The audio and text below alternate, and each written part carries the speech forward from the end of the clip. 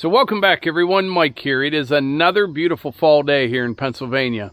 This morning I'm up here at the old apple orchard and I just cleaned up a trail that goes from here down to my mom's place. Now we don't use that trail very often, but I was over this way the other day and I had noticed there were some down trees, a couple of those big dead red pines. They were all rotted, not good for anything. So I got those pushed out of the way, got the trail all cleaned up, and that basically completes the entire loop. Every trail that we have right now is all cleaned up, all the limbs, the trees off, everything's mowed, and it'll stay that way probably until the wind blows, and then something will fall down and I'll have to go clean it up.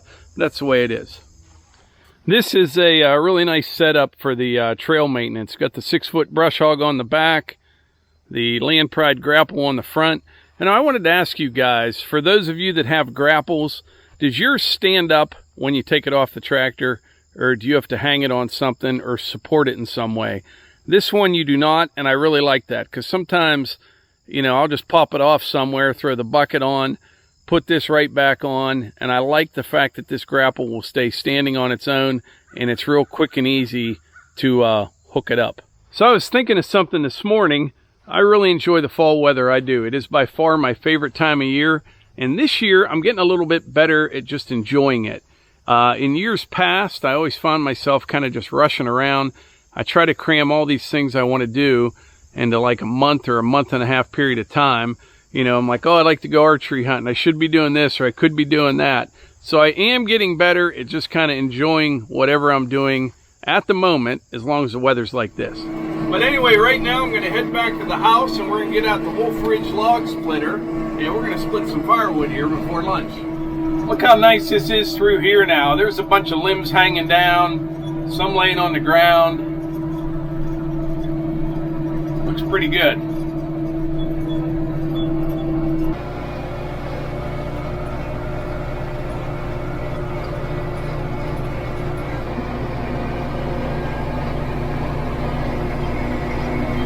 All right, I'm back over at the house, got the tractor parked up. I wanted to show you something before we grab that log splitter. The other day I was talking about all these chestnuts that are falling this year. If you look, there's a whole lot of shells, but not many chestnuts left. The deer have just invaded us here. We actually had to close the drapes in the living room because Archie's going crazy. The deer through the yard starting about 2 o'clock every day, and they're out here till about 10 o'clock in the morning. But last night I counted 3 or 4 over here, and there's 5 or 6 in the front yard. They love those things. Well, change of plans, huh, Melissa? Change of plans. I was going to go split some wood, but we are actually in the truck, and we're going to take a little road trip. It's a nice time of year to head north, and we're driving up to Benezette, Pennsylvania. It's about a 2-hour, maybe even a little bit more drive, but I think the leaves are about a week and a half, 2 weeks ahead of us up there, and it's a great area to see some elk. So Can't wait. hopefully we'll see some here in just a bit. Benezette. Benezette. Everybody thinks Pennsylvania is Pittsburgh, Philly. We're going to show you there's way more to it than that. Yeah. All right, we made it to Benezette, Pennsylvania, and a little bit overcast. The leaves this year, I don't know, they're not as far ahead as I thought they would be. Right. And they're not super bright. I think we got about another week before they hit their peak up here. But we are currently headed towards an elk viewing area, I believe. So we'll check that out when we get there.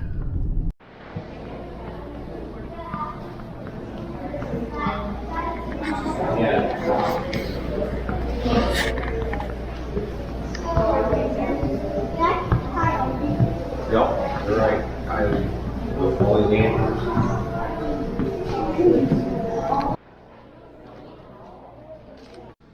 So this is the Elk County Visitor Center. This is the back side of the building. We were just in there checking things out. It's pretty cool.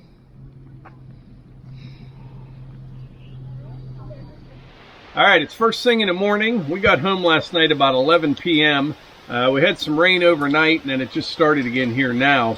But we had a great time yesterday, kind of a spontaneous little trip to Benezette, PA. If you ever are passing through Pennsylvania or you want to visit Pennsylvania, I highly recommend everything from Interstate 80 north. Now there's some other areas that are real nice as well, but from 80 north is it's a pretty sure bet. It really is. There's a lot to do up there.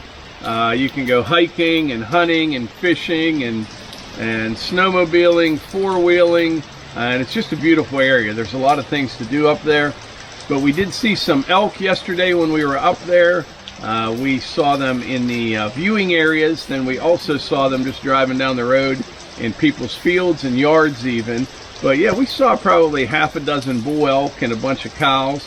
And the history of the Pennsylvania elk is actually pretty interesting.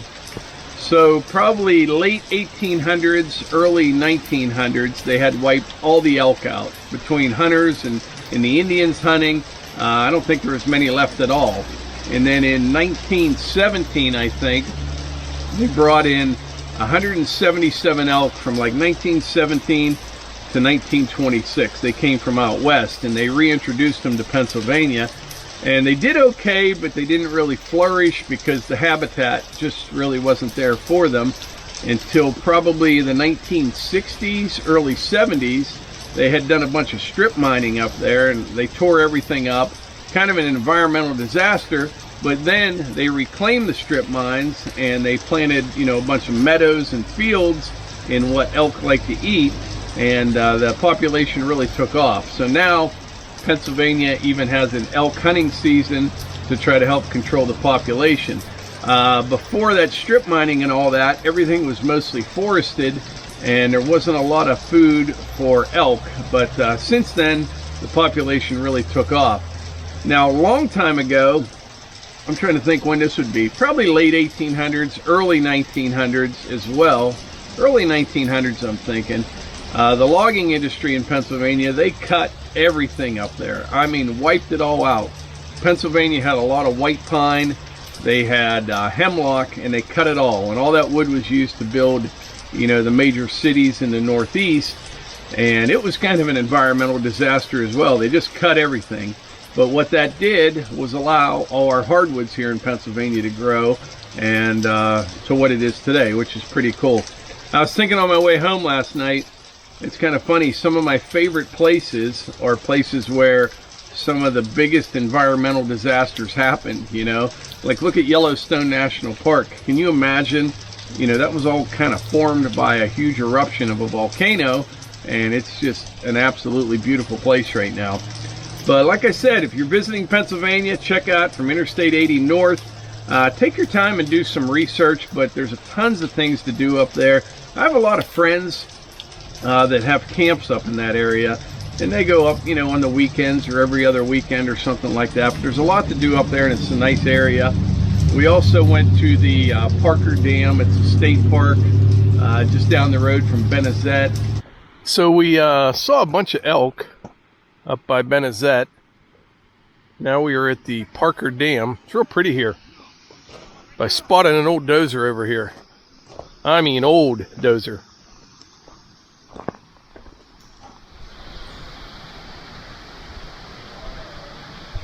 Say this thing's from the 30s.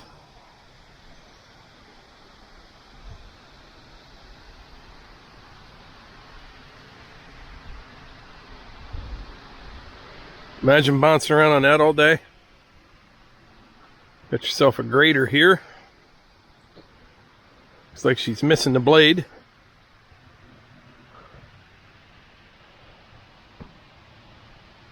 Adams leaning wheel grater, number 22.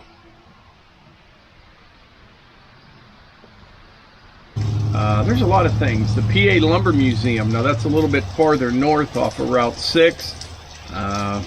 Yeah, it's a great place to visit, and for us, we're not that far away, so you can kind of make a little day trip out of it. The best way to do it, though, is to take an entire weekend if you live here. But if you were visiting, there's plenty to do for, you know, a couple weeks if you wanted to, things to do and see. But I think that's about it for today's video. Like I always say, if you enjoy these videos, please hit the like button, click subscribe, and share them with your friends. Thanks.